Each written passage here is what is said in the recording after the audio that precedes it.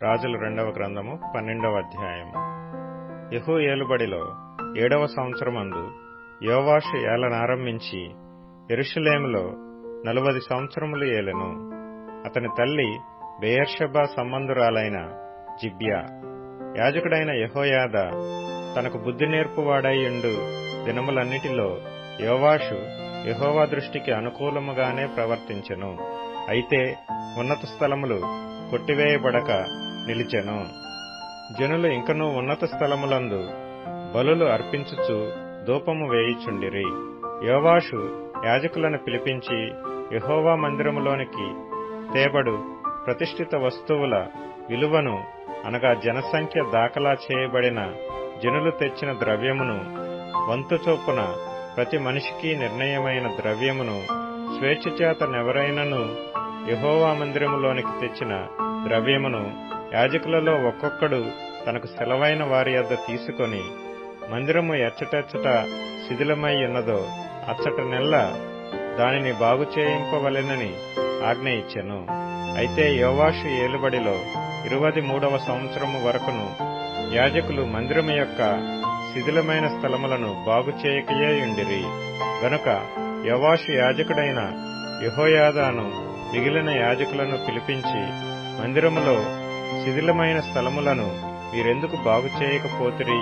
ఇకను మీ సెలవైన వారి యొద్ద ద్రవ్యము తీసుకొనక మందిరములో శిథిలమైన స్థలములను బాగు చేయుటకై మీరు అంతకు ముందు తీసుకొనిన దానిని అప్పగించుడని ఆజ్ఞ ఇచ్చియుండెను. కాబట్టి యాజకులు మందిరములో శిథిలమైన స్థలములను బాగు చేయుట మా వశము లేదు గనుక జనుల యొద్ద ద్రవ్యము ఇక తీసుకొనమని చెప్పిరి. అంతటా యాజకుడైన యెహోయాదా ఒక పెట్టెను తెచ్చి దాని మూతకు బెజ్జము చేసి బలిపీఠము దగ్గరగా యెహోవా మందిరములో ప్రవేశించు వారి కుడిపార్శ్వమందు దాని నుంచగా, ద్వారము కాయు యాజకులు యెహోవా మందిరములోనికి వచ్చిన ద్రవ్యమంతయు అందులో వేసిరి. పెట్టెలో ద్రవ్యము విస్తారముగా ఉన్నదని వారు తెలియజేయగా, రాజు యొక్క ప్రధాన మంత్రియును ప్రధాన యాజకుడును వచ్చి యెహోవా మందిరమందు దొరికిన ద్రవ్యము లెక్కచూచి సంచులలో ఉంచిరి. తరువాత వారు ఆ ద్రవ్యమును తూచి యెహోవా మందిరపు కాపరులకు, అనగా పనిచేయించు వారికి అప్పగించిరి. వీరు యెహోవా మందిరమందు పనిచేసిన కంసాలులకును, శిల్పకారులకును, కాసిపని వారికిని, రాతి పని వారికిని యెహోవా మందిరమందు శిథిలమైన స్థలములను బాగు చేయుటకు రాణులనేమి, చెక్కబడిన రాళ్లనేమి కొనుటకును, మందిరము బాగు చేయుటలో అయిన ఖర్చు అంతటికిని ఆ ద్రవ్యము ఇచ్చుచూ వచ్చిరి. యెహోవా మందిరమునకు వెండి పాత్రలైనను, కత్తెరలైనను, గిన్నెలైనను, బాకాలైనను, బంగారు పాత్రలైనను, వెండి పాత్రలైనను చేయబడలేదు గాని మరమ్మతు పనిచేయ వారికి మాత్రము ఆ ద్రవ్యము ఇచ్చి యెహోవా మందిరమును మరలా బాగు చేయించిరి. మరియు పనివారికిచ్చుటకై ఆ ద్రవ్యము అప్పగింత పెట్టుకొనిన వారు నమ్మకస్తులని వారి చేత లెక్క అడుగలేదు. అపరాధ పరిహారార్థ బలుల వలనను, పాప పరిహారార్థ బలుల వలనను దొరికిన సొమ్ము యెహోవా మందిరంలోనికి తేబడలేదు, అది యాజకుల దాయను.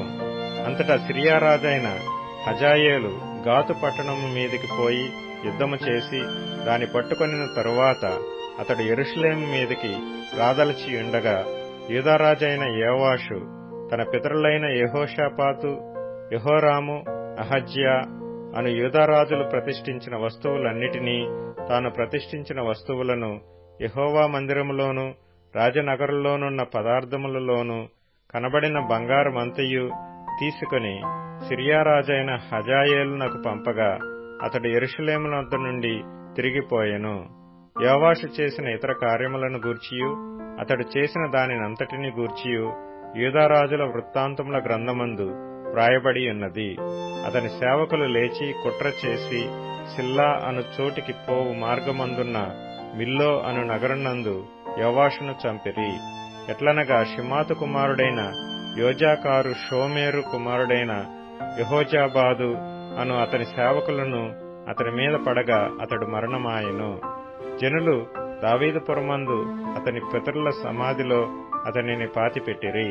అతని కుమారుడైన అహజ్యా అతనికి మారుగా రాజాయెను.